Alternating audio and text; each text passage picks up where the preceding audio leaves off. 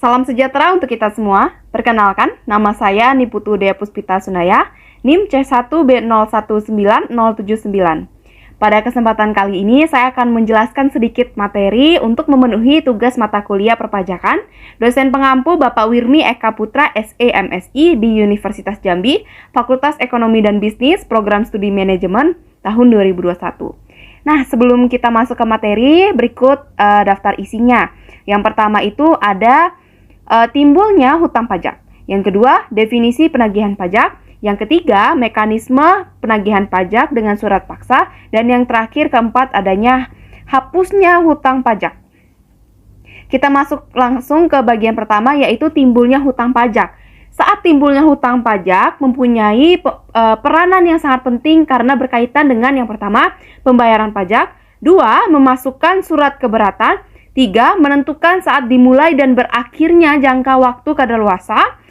Yang keempat, menerbitkan surat ketetapan pajak kurang bayar, surat ketetapan pajak kurang bayar tambahan, dan sebagainya. Dan yang kelima, menentukan besarnya denda maupun sanksi administrasi lainnya. Terdapat dua ajaran yang mengatur timbulnya hutang pajak saat pengakuan adanya hutang pajak, yaitu yang pertama ada ajaran formil. Hutang pajak yang timbul karena dikeluarkannya surat ketetapan pajak oleh Fiskus. Ajaran ini diterapkan pada Official Assessment System. Lalu yang kedua ada yang namanya ajaran material. Hutang pajak timbul karena berlakunya undang-undang. Seseorang dikenai pajak karena suatu keadaan dan perbuatan. Ajaran ini diterapkan pada Self-Assessment System. Lalu kita masuk ke bagian kedua, yaitu definisi penagihan pajak.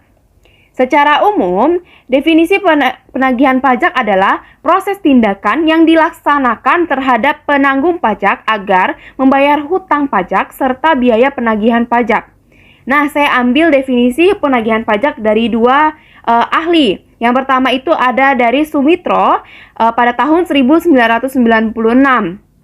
Beliau mengatakan bahwa penagihan pajak yaitu tindakan yang dilakukan Direktorat Jenderal Pajak sebab wajib pajak tidak mengikuti ketentuan undang-undang pajak, terutama tentang pembayaran pajak terutang. Lalu yang kedua ada pendapat dari Rusji pada tahun 2004. Beliau mengatakan penagihan pajak ialah rangkaian tindakan yang dilakukan agar wajib pajak membayar hutang pajak serta biaya penagihan pajak dengan peneguran atau peringatan, melaksanakan penagihan seketika dan sekaligus memberitahukan surat paksa, mengusulkan pencegahan, menyita, menyandera, serta menjual barang yang disita. Kita masuk ke bagian selanjutnya, yaitu mekanisme penagihan pajak. Penagihan pajak dengan surat paksa dilakukan apabila jumlah tagihan pajak tidak atau kurang bayar sampai dengan tanggal jatuh tempo pembayaran, atau sampai dengan jatuh tempo penundaan pembayaran, atau tidak memenuhi angsuran pembayaran pajak. Apabila wajib pajak lalai melaksanakan kewajiban membayar pajak dalam waktu sebagaimana ditentukan dalam surat teguran, maka penagihan selanjutnya dilakukan oleh juru sita pajak. Pengertian surat paksa telah diatur dalam pasal 1 angka 12 Undang-Undang Nomor 19 Tahun 2000 tentang penagihan pajak dengan surat paksa yang berbunyi, surat paksa adalah surat perintah membayar utang pajak dan biaya penagihan pajak. Sedangkan menurut Rusji pada tahun 2005, yaitu surat yang diterbitkan apabila wajib pajak tidak melunasi utang pajaknya sampai dengan tanggal jatuh tempo.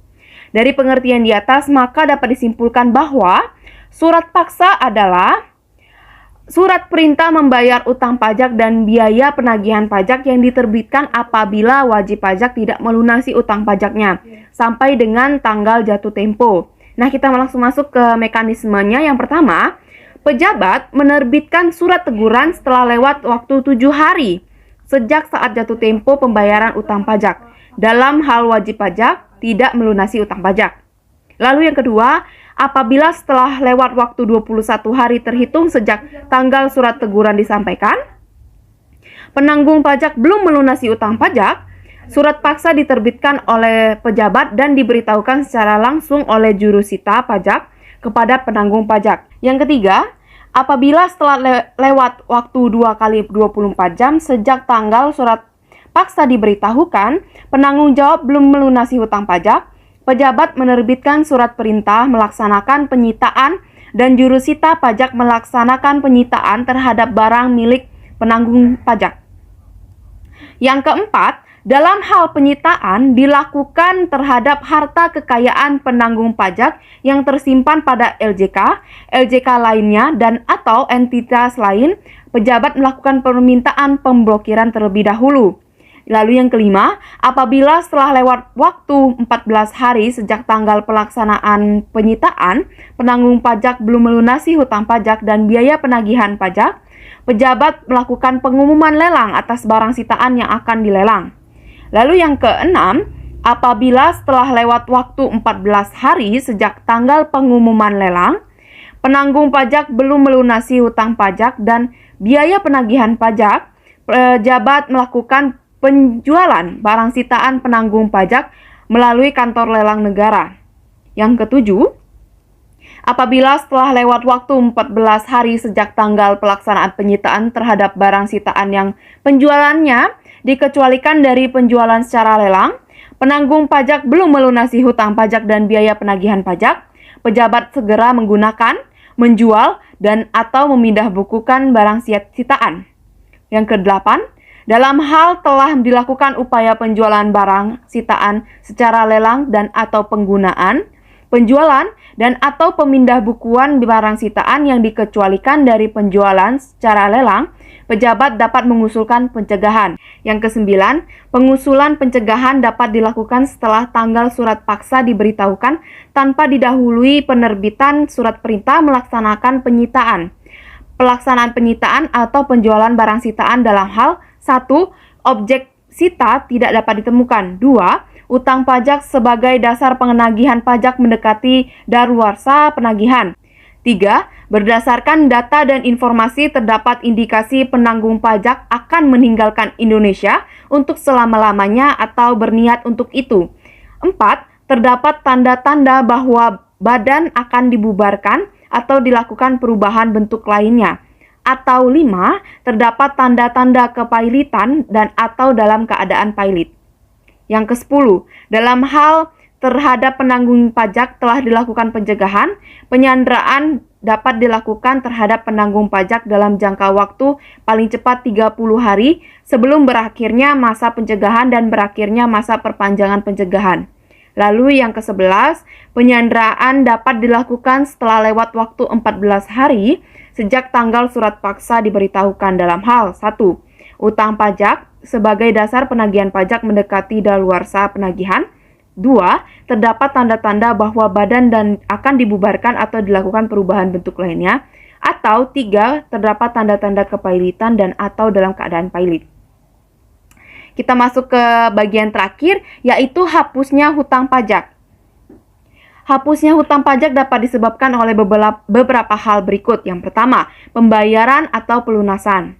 Pembayaran pajak dapat dilakukan dengan pemotongan atau pemungutan oleh pihak pengkreditan pajak luar negeri maupun pembayaran sendiri oleh wajib pajak kepada penerima pajak atau bank-bank persepsi dan kantor pos.